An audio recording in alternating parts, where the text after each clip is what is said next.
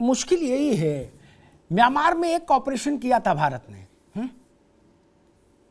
उस पर नहीं बताया डिटेल, लेकिन जब पाकिस्तान का मसला आया तो किसी ने मांगा भी नहीं, ठीक। लेकिन पाकिस्तान का मसला आया तो भारत की सेना से सबूत मांगे गए भारत में। अरे पाकिस्तान मांगे समझ में आता है, भारत में सबूत मांगे गए कि झूठ बोल रहे हैं, सबूत दिखाओ जी। कोई कह रहा कबूतर मर गए होंगे, कोई कह रहा जी पेड़ गिर गए होंगे वहां, नहीं तो सबूत दिखा दो। मैं तो वही एग्जैक्ट तुलना करता हूं, उसी मिजाज का दूसरा उदाहरण लेके आया। अमेरिका ने इतना बढ़िया ऑपरेशन किया, ठीक, अमेरिका की एक्सपर्टीज है, समझ में आती बात, ठीक है, लेकिन ऑपरेशन तो बड़ा किया, रिस्की किया। एक संप्रभु देश के एयर सीमा में घुसा और जाके एक ऐसा कहां सरंजाम हुआ। अमेरिका से एक खबर आई क्या कि वहां जो जैसे यहां कांग्रेस है वहां भी कोई पार्टी होगी ना, जैसे यहां सपा है बसपा है वहां भी लोग होंगे। उन्होंने ओबामा का कॉलर पकड़ा क्या ओसामा के बीवियां जब रो रही थी उनका फोटो दिखाओ हमको तब मानेंगे। अरे भाई कैसी बात करते हो, कुछ समझ आई कि नहीं? खड़गे साहब के मैं प्रश्न सुन रहा था पार्लियामेंट राज्यसभा में, वो क्या जानना चाह रहे हैं? वो स्ट्रेटेजिक प्रश्न पूछ रहे हैं हाउस में खड़े होकर, उनका क्या उत्तर मिलेगा? वो लोकेशन बता रहे हैं कि इस लोकेशन पर क्या स्थिति है ये बताओ, ऐसे उत्तर नहीं मिलता। जाइए पार्लियामेंट की लाइब्रेरी में और देखिए जब भारत चाइना युद्ध हुआ पंडित जी के समय में, उसके बाद सदन बैठा, क्या पूछा गया और क्या बताया गया, वो वहां से भारत को समझिए, जाके पूछिए ना, देखिए ना, पढ़िए, सब रिकॉर्ड में है, कहीं भाग नहीं गया। ना मोदी जी के कहने से कुछ बदल जाएगा, ना राहुल जी के कहने से बदल जाएगा, सब रिकॉर्ड में है। और वो तो ऐसे विचित्र हार हुई थी जिसका सदमा पंडित जी को भी लगा था, और उस हार के बाद फिर पंडित जी शारीरिक तौर पर कभी स्वस्थ हुए ही नहीं और फिर उनका दिवंगत भी हो गए। उसी घटना के चलते इतना उनको शौक लगा। मुझे पार्लियामेंट के एक प्रोसीडिंग दिखा दीजिए जिसमें प्राइम मिनिस्टर या डिफेंस मिनिस्टर ने खड़े होकर चाइना वॉर के बाद, डिफीट के बाद स्ट्रेटेजिक चीजें बताई हो।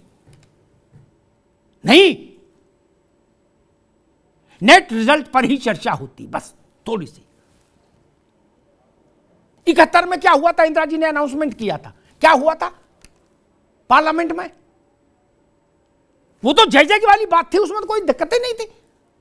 फिर भी जितना जानना है, जो बात त्यागी जी ने कही वही मूल मंत्र हमेशा रहा, जिसको जितना जानना चाहिए उतना ही जानिए आर्मी के मैटर्स में। बाकी बंजर भूमि विकास है, उस पर खूब सवाल करो, खूब जवाब पाओ। मछली पालन है, खूब सवाल करो, जवाब पाओ। पीडब्ल्यूडी है, दिन में 100 सवाल करो, 200 जवाब पाओ, सड़कें नब्बाओ, लेकिन ये तो नहीं करो भाई। और एक बात कहता हूं, बालाकोट हुआ था आशीष जी, जो लोग उसमें चुने गए, जो लोग जाएंगे, है ना, पायलट्स, उनको भी नहीं बताया गया कि आपको कहां जाना है, क्या करना है। कहा एक पर्टिकुलर स्थान पर रिपोर्ट करिए जाके। हम उम्मीद करते हैं कि ये चीजें यहां डिस्कस हो एएनआई से, नहीं। और देश के लोग देश की सरकार पर भरोसा नहीं करेंगे तो किस पर भरोसा करेंगे? बिलावल भुट्टो पर। 2 कौड़ी का देश और 2 कौड़ी का नेता, उसकी बात पर भरोसा करेंगे?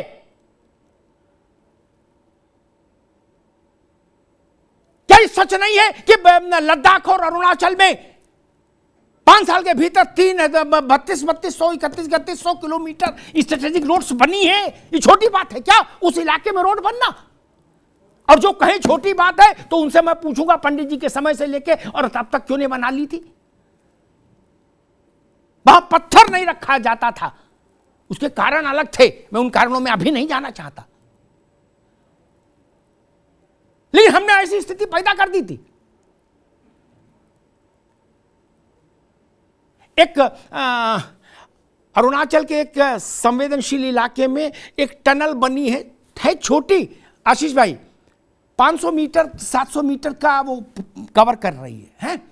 लेकिन सबसे जो फॉगी इलाका है उस इलाके का, उसमें भी सबसे फॉगी इलाका जो है उसके वो 9.5 किलोमीटर की दूरी को खत्म कर रही है।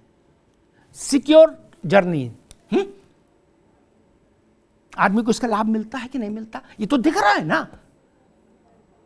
आप इसके आगे जानना चाहते हैं क्या? मुझे बता दीजिए दुनिया के किसी देश में ऐसे डिस्कशन हुआ हो? अभी यूक्रेन और रूस युद्ध में है, रूस में स्ट्रेटेजिक पोजीशन डिस्कस हो रही है क्या? नहीं ना। क्या क्या चाहते हो? और नहीं तो सेना को निशाने पर ले लोगे आप लोग। सेना को चुनाव नहीं लड़ना भाई, हम सब सुरक्षित हैं इसलिए चूंकि ये जान देते हैं।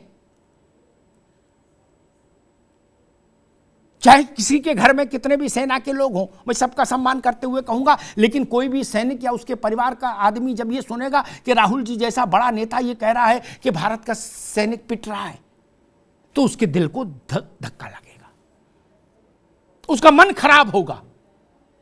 ऐसी भाषा नहीं बोलनी चाहिए। आप बड़े नेता हैं, आपके परिवार ने 4 दशकों तक भारत में राज किया है।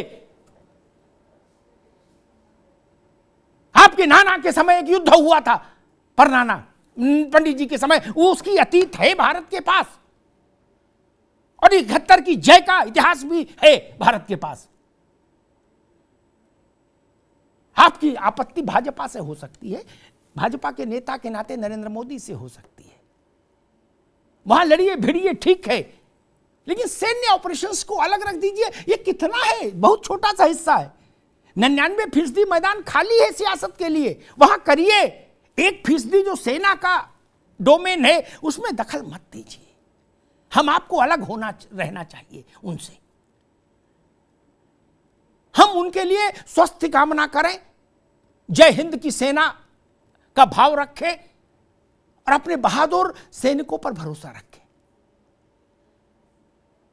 कोई भाई का लाल सरकार ऐसी होगी कि अपने देश को संकट में डाल दे, यह आरोप तो इस देश ने जवाहरलाल जी पर नहीं लगाया कि उनके इंटेंशंस पर शक करें। हार गए, ठीक है। कोई माइकलाल होगा ऐसा जो अपनी भारत माता को संकट में डाल दे? कोई सरकार हो सकती है क्या ऐसी? ऐसी ऐसी बातें उछाली जा रही हैं कि लग रहा है कि लूटपाट मच गई है, सारी सेनाएं, सारी सीमाएं भारत की अस्त व्यस्त हो गई हैं। ऐसा भाव क्यों बना रहे हैं भाई आप? बड़े लोगों को आत्मसंयम का परिचय देना चाहिए, कम से कम सेना के मामले में तो दीजिए। बाकी शिक्षा है, स्वास्थ्य है, उद्योग धंधा है, रोजगार है, खेती है, किसानी है, इस पर घेरिए ना सरकार को, इससे 2-2 हाथ करिए, ये जवाब देंगे। लेकिन सेना को छोड़कर, सैन्य अभियानों को छोड़कर, भारत की संप्रभुता को छोड़कर, सेना के सम्मान को छोड़कर उनको राजनीति के चौसर पर पांसे की तरह इस्तेमाल मत करिए। ये भाव देश कभी भी स्वीकार नहीं करेगा।